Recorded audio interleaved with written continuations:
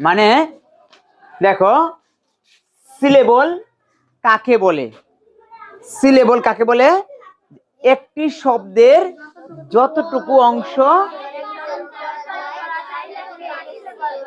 হ্যাঁ, একটি শব্দের যতটুকু অংশ একবার উচ্চারণ করা যায় তাকে সিলেবল বলা হয়।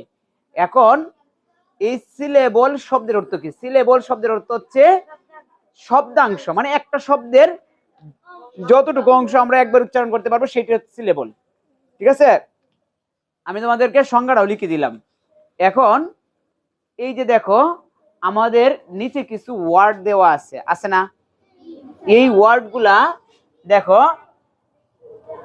EN JOY, এন জয়, এন জয়, এন জয়। দেখো তো এনজয়কে আমরা কয়টা অংশে পড়লাম? কয়টা অংশে পড়লাম বলো তো? দুইটা অংশে। মানে পূর্বেরটা হচ্ছে এন, এরপরটা হচ্ছে জয়, এন জয়, এন জয়। আর তুমি যদি এইভাবে সিলেবল করে করে পড়ো তবে এই পড়া তুমি কোনোদিনই ভুলবা না। সিলেবল করে পড়লে কেউ কখনো পড়া যে বানানগুলা আমরা যখন পড়াশোনা করছি, আমরা যখন মনে করো ওই পড়াগুলা শিখছি তখন কিন্তু সিলেবল করে করে শিখছি। সিলেবল করে শেখার কারণে কিন্তু এইগুলা আমাদের মেমোরিতে এগুলা মনে করো খুব টেকসই ভাবে অবস্থান আছে। যদি আমরা মনে করো উল্কার পালকার যদি না বুঝে পড়তাম তবে কিন্তু সেগুলো আমাদের মাথায় খুব বেশি দিন একটা থাকতো না।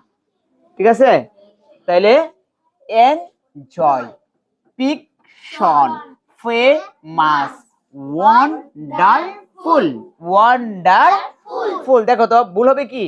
WON, ওন, DER, ডার, ওয়ান্ডারফুল, FUL, ফুল, ওয়ান্ডারফুল। এরপর দেখো hopefully, hopefully, hopefully.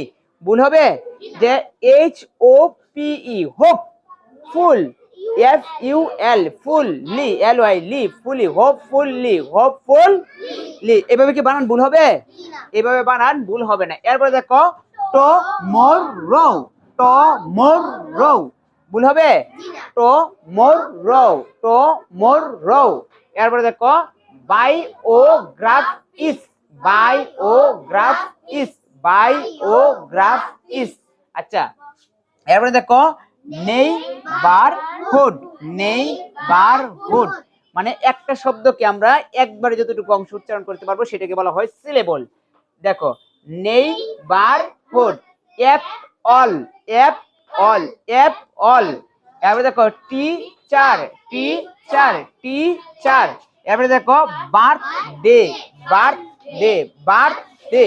Picnic, potato, banana, banana.